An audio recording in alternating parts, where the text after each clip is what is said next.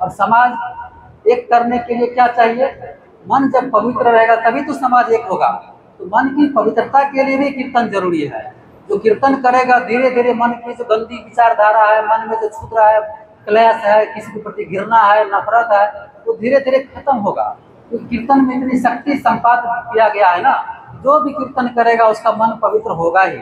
तो खास करके हम लोग देखते हैं, मैं तो ट्रेनिंग सेंटर में था, हमारे यहाँ जब ट्रेनिंग जाता था तो शुरू शुरू में वो लोग कंप्लेन करता था ज़्यादा साधना नहीं हो रहा है, क्या करें? तो हम लोग उसको कहते तुम कीर्तन करो। क्योंकि जैसे आप आंख बंद करेंगे तो क्या होता है, जो उल्टा पुल्टा विचारधारा वही मन में आने लगता है। जो लोग साधक है, नया साधक है, उसको अनुभव किए होंगे, अब नया नया साधना सीखेंगे तो क्या होता है, जैसे हम आंख बंद करते हैं मन एकाग्र होता है तो सारी उल्टा पुल्टा विचारधारा मन में आती है। लेकिन जब आप कीर्तन करते हैं तो गंदी विचारधारा मन में आएगा नहीं, क्योंकि मन एक समय में एक ही काम कर सकता है। मनुष्य का जो मन है वो एक समय में एक ही काम करेगा। सोच बहुत सकता है लेकिन कर एक ही सकता है। तो जब आप साधना में सोचते हैं तो बहुत चीज सोचने लगते हैं, लेकिन जब करने की बारी आएगा तब तो आप एक ही काम करेंगे ना। तो साधना जब आप करते हैं तो बहुत चीज इसीलिए सोचने लगते हैं, लेकिन जब कीर्तन करेंगे तो केवल कीर्तन ही करना है, दो काम तो कर ही नहीं सकते हैं। इसलिए धीरे धीरे मन पवित्र होते जाता है। इसलिए जब कभी मन अशांत हो जाए, आपको साधना नहीं हो, तो कीर्तन कीजिए, ये सबसे आसान तरीका है। कीर्तन करेंगे तो इसी से आप में भक्ति डेवलप होगा, समर्पण का भाव आएगा, और पवित्र मन से जो भी काम करेंगे वो सफल होता है।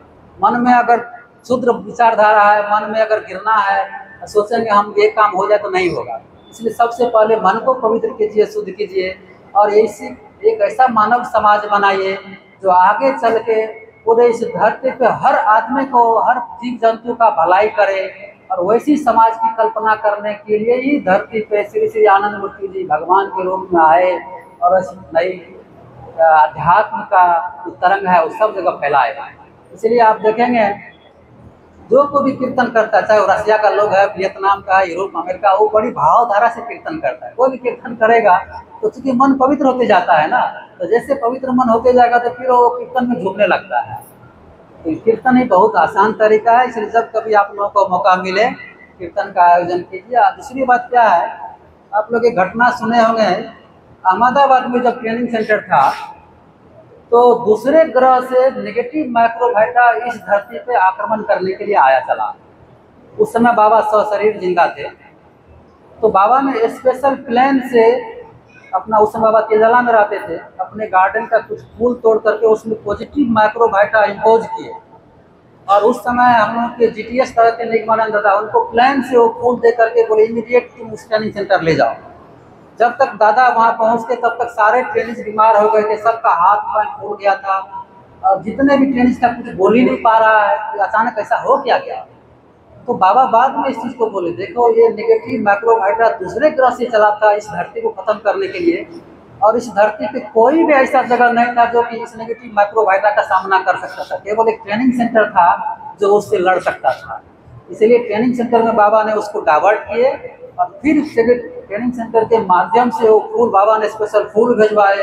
और बाबा का स्पेशल निर्देश था उस ट्रेनिंग सेंटर से कोई भी ट्रेनिंग कोई भी सामान नहीं निकले जाएगा, सब कपड़ा को वहीं जला दो, खाना पीना जो वहीं जला दो, और नंगे वहाँ से निकलो, फिर बाहर में नया कपड़ा पहनो। और उसी के बाद ट्रेनिंग सेंटर अहमदाबाद से शिफ्ट हुआ गांधी धाम।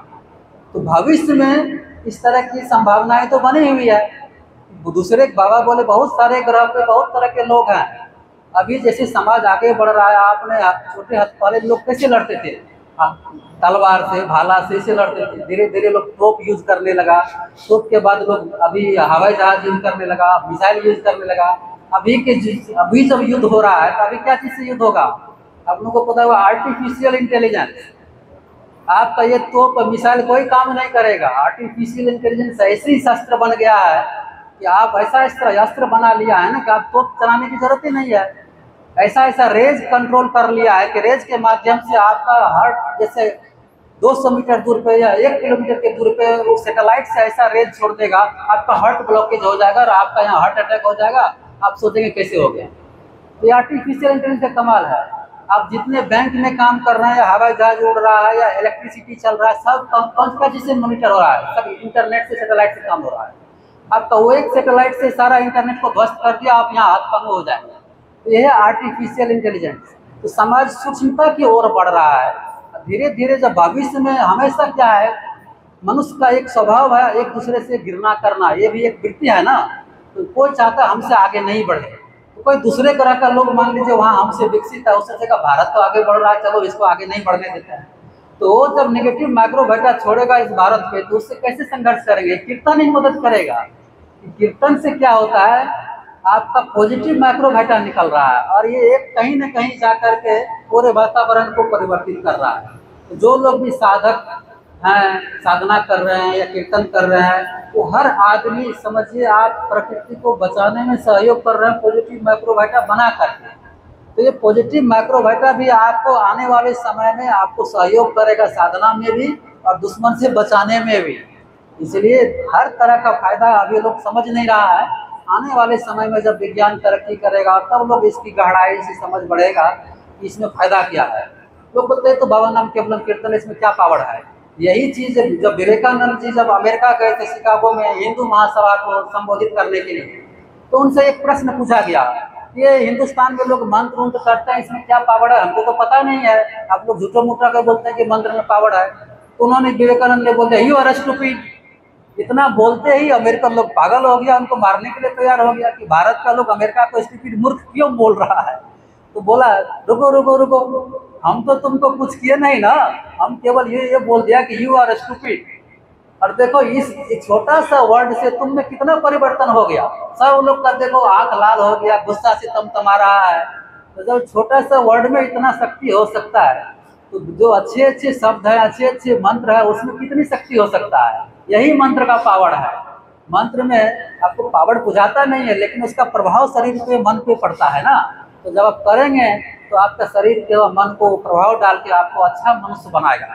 इसलिए जहाँ भी मौका मिले हम सब ये कीर्तन करें, अपने मन को पवित्र करें, आध्यात्म को आगे ले जाएं और समाज निर्माण में भी ये सहायता करेगा और एक ऐसा समाज बनाए जो हर मनुष्य इस आनंद का लाभ प्राप्त करे। ठीक है, धन्यवाद।